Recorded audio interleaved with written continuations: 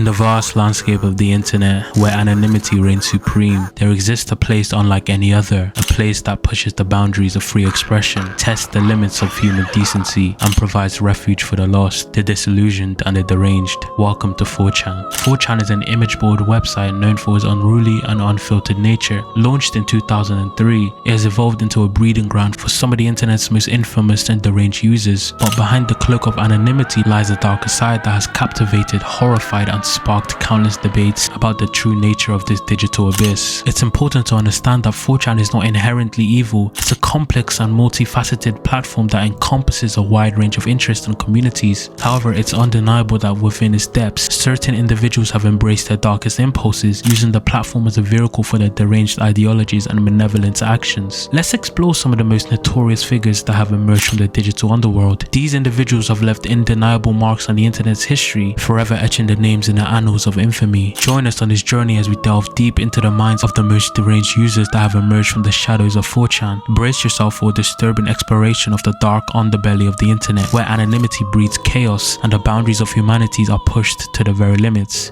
This is 4chan's most deranged users. I've never been really scared of much. I'm just that guy, you could say. You could throw anything scary or sinister my way and I would be just straight face simulator. Some even call me Mr. Straight Face. I can go downstairs when it's pitch black without turning on the lights to get some 3 AM snacks, and I didn't even run down the stairs, I walk. I'm just that guy. You don't believe me? You just take my word for it. I promise, I don't lie. I've never told a lie in my entire life, and I'm definitely not lying when I'm saying I'm not lying when I'm saying I'm not lying. So I'm really not lying because I know I told you I don't lie, but I lied. There's one place on the internet that is terrifying. One place more sinister and deranged. One place where the most deranged and the most disgusting individuals come together. A place so far deep in the depths of the internet. A place that I was recently introduced to. A place like no other. 4chan. I thought Reddit was the most terrifying place on the planet, but I was seriously mistaken. Before making this video, I'd never really been exposed to 4chan apart from just the 4chan videos I've seen, like the Tuv's 4chan criminal videos and some other 4chan videos, but I've never actually gone on 4chan and attempted to use the website because I'm not a degenerate. Well, I hope I'm not. During the course of making this video, I had to do research, so I had to go into the depths of 4chan. I've been using 4chan for about 2 weeks now and I've never been the same since. I've been mentally and physically abused by 4chan.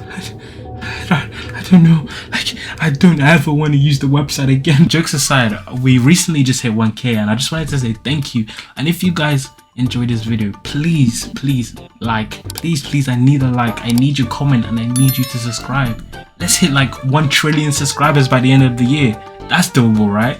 I want to be the #1 most subbed YouTuber ever, ever. How many users does YouTube actually have? I'm gonna Google that. Bro, YouTube has 2 billion monthly users. So that means we can technically hit 2 billion subscribers. My goal is to hit 2 billion subscribers.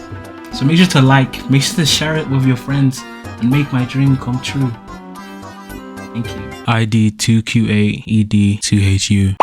About 10 years ago, a user with the ID 2Q8EDUHU would post a Google Map image with the coordinates to a supposed prize. In the post he says, "By this rubble a prize awaits, Tennessee. Park nearby and walk to this point for the secret. It's under plastic at this point." This photo was an aerial view screenshot of a small town called Elizabeth, Tennessee. In this thread, he challenges a so-called lucky user to go claim the prize, and that it would be there waiting for the lucky hunter. But no one really took him seriously at first, making jokes and just putting this up to just another troll on 4chan. But he kept going, asking people, even begging people to look for his so-called prize, but no one came. So at 10:14, he sent a photo of something that looked like a rotten hand with claws. With this he wrote, "Little friend, fly away. Why is no one coming? See?" He keeps going. 10:23 he writes, "I'm angry that you're not here. This my friend moves. My friend is not the prize. Plastic prize. I've had my friend along for now. Not what matters today. I need people to come." After this thread he posts 2 more photos. Make of this as you wish. 10:51, "Singing tonight, someone come." These posts were eerie to say the least. They were somewhat creepy and had a somewhat deranged nature to them. It seemed like this person was either chronically alone or just chronically online. They needed the attention of different people, but nobody came. However, about a week later, an anon by the name of Alex from Tennessee would respond to this strange post in a follow-up thread. thread. In it, he documents his adventures of the area 2QA had been so desperately asking for us to come. He writes, Alex 20 in here. I'm at the location of the creepy guy. Came earlier. Dark as looks like he was growing something. He then uploads an image with no comment attached. He writes again, Inside of door. Haven't found friend. Think I beat him there. Found some plastics. Place is huge. Carved from dirt. Looks like no floor or walls. After a few more of these posts, Alex finds a bag. He writes again, Found the bag. I'm actually scared. Peeking inside. Seems to be some mummified pelvis and a folded paper plate. but in the plate there was an ominous message. But even after all of this, Alex pressed on. He then made a couple more posts and then he vanished and was never heard from again. The insanity of Alex to fall deeper and deeper into this deranged rabbit hole. Was it his curiosity that could have resulted in his possible demise? Or is he just okay? I guess we'll never know. Israel Morales, Thursday 29th November 2007. A user post. If anyone can correctly guess their own post number, I will tell you where she's buried.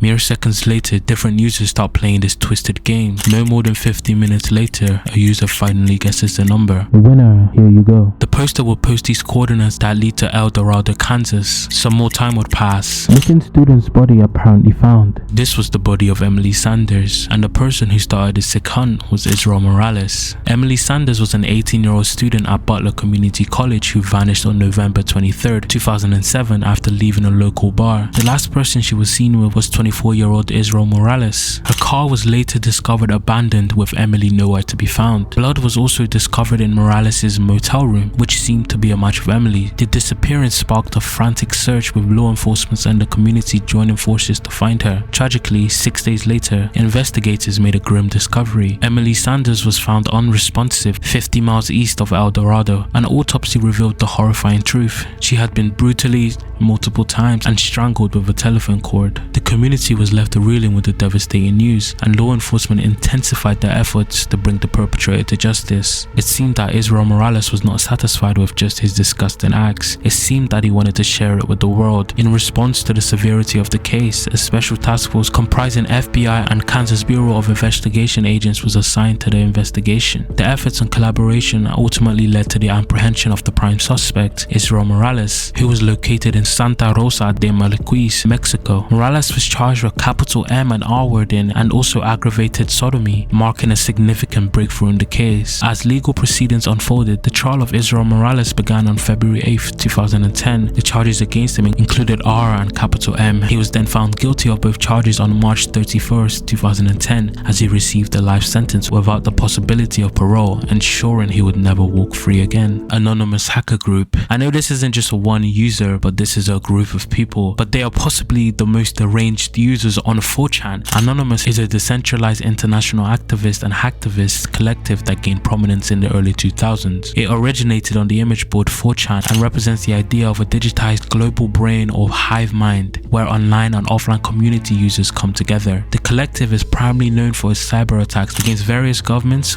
institutions, governments agencies, corporations, and the Church of Scientology. Members of Anonymous, often referred to as Anons, sometimes wear Guy Fawkes' mask, popularized by the graphic novel and film V for Vendetta, to maintain anonymity during public appearances. They utilize voice changes or text-to-speech programs to mask their voices in online communication. Anonymous opposes internet censorships and control, and many of their actions target entities they perceive as engaging in censorship. They have been involved in supporting movements such as the Global Occupy movement and Arab Spring. However, there is internal dissent within the group, and opinions and motives can vary considerably among participants. The group operates with a loose, decentralized command structure, focusing on ideas rather than directives. There is no centralized leader, making it challenging to attribute actions to the collective as a whole. Anonymous has been described as a movement rather than a group, and membership is open to anyone who identifies as a member. The group have both been praised and criticized for its actions. Supporters see them as freedom fighters or digital Robin Hoods, while critics label them as cyber lynch mob or cyber.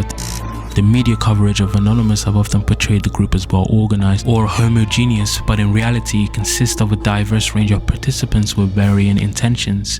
Brandon Clark. This case has been spoken about so many times, but I really have to speak about it because Brandon Clark is possibly the most deranged user 4chan has ever had. Bianca Devons was a 17-year-old girl from Utica, New York, who struggled with mental health issues, which resulted in her seeking solace and connections in online communities. She frequented the image imageboard on 4chan, Robot 9001, cams and meetups and fashion. And due to being a girl and using 4chan, a website notorious for the lack of women, she would gain a lot of attention on the website. And one of these people who was giving her a lot of attention was 21-year-old Brandon Clark. Brandon Clark is a very troubled individual who had a very troubled upbringing, which consisted of witnessing domestic violence within his family. And these personal histories set the stage for the complex dynamics that unfolded between Devins and Clark. Brandon and Bianca became what she thought were friends. However, Brandon had been developing romantic feelings for Bianca, which she didn't have towards him. Police would describe their friendship as personally intimate. However, the friends and family of Bianca will reveal conflicting perceptions of their relationship. Bianca made it clear that she did not want to pursue a romantic relationship with Brandon, but Brandon did not listen. On the 13th of July 2019, after attending a performance in New York City alongside a mutual friend, Devins and Clarks returned to Utica. An argument ensued, likely triggered by a kiss Devins shared with another man. And even though Bianca had made it clear to Brandon that she did not want any romantic relationships with Brandon, he still got jealous when she was talking to other men. Clark's anger escalated, leading to a violent assault that resulted in Devins' untimely death. Brandon used a knife which he had been carrying on him, violently slashing Devins' neck. After Bianca's death, Brandon called numerous family members, and his calls resembled that of a person who wanted to unalive themselves, prompting his family to call 911. He then posted photographs of Devins' deceased body to a Discord server, accompanied by the caption, "Sorry,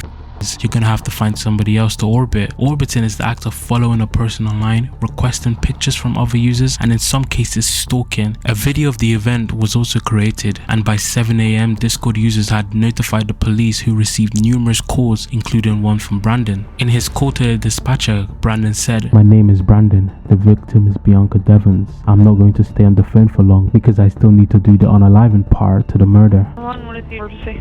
My name is Brandon. The victim is Bianca Michelle Devins. I'm going to myself. Just stay on the line with me, okay?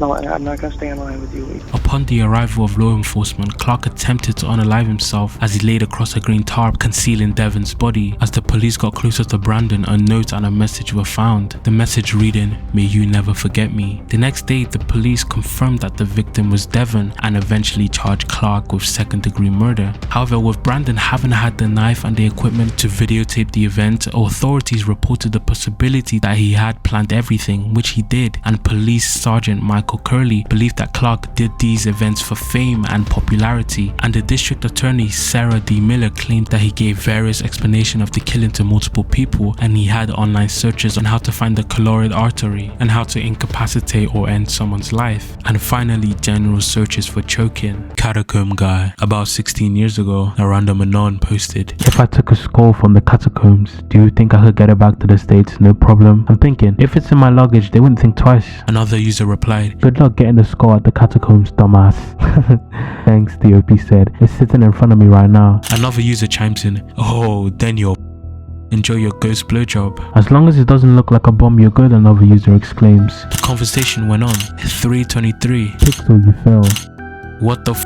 Enjoy your 900-year-old diseases." Someone else chimes in, "There are times this board scares the shit out of me." The people in this thread were beginning to realize the gravity of the situation. 350. OP has to post new pic of him with the skull after he got home, alive. The OP replies, "OP here. I used the first image before I decided I'd actually need proof for you guys to believe me. Taking another pic now, BRB." Moments later after the pic, A non-demand sissy penis in eye socket, with the date on the peen of course. 4:06 PM, the OP replies again, "Maybe later. I'm posting on other forums as well, with people who know me personally, and I don't want my peen to be in a 30-year-old skull yet." 4:18. OP here. The idea of putting my peen in it's sounding pretty good at the moment. For my troubles, would it be worth? I mean, would you all get a good laugh out of it? 4:54. OP here. If my peen gets in the eye socket, would this thread be a total deliver? And will you be satisfied? Because I'll do it if you promise there'll be no more demands made. I thought providing a picture was good enough, but Anon must deliver. I'll await your response. Peen and eye socket will grant you ultimate win. Do it, mother. 5 PM. OP here. I can't believe I'm doing this. I'll be back in like 15 minutes or so. Don't let this thread die. I'll post here when I get back. It all depends on how long it'll take me to get hard and then take good pics. But Anon must deliver. 10 minutes later. OP here. Do you want more, or would that do? I can do it, man. I'll effing go the distance. The OP post again. With the final post, the OP says, and with this last picture, I walk away satisfied, for this will be the most epic post I'll ever make on 4chan. Good night, sweet princes. So if you guys don't understand what's going on in this thread, the OP of the thread basically went to the catacombs and stole a score, and he somehow managed to get the score back to the States. So he decided to post it on 4chan, and then some deranged and sick 4chan user asked him to put his peen in the skull, and he actually did it.